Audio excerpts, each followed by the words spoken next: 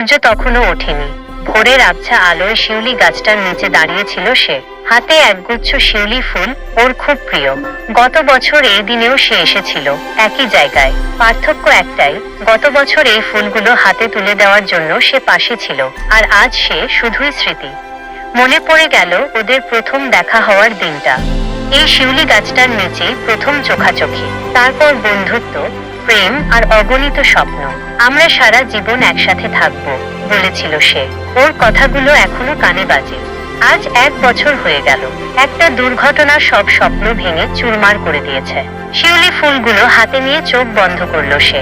মনে হলো সে যেন এখনো ওর পাশে আছে, ওর স্পর্শ অনুভব করছে। একটা দীর্ঘশ্বাস বেরিয়ে এল। ফুলগুলো গাছের নিচে রেখে সে নীরবে চলে গেল। পেছনে পড়ে রইল একরাশ অব্যক্ত বেদনা আর কিছু অমলিন স্মৃতি।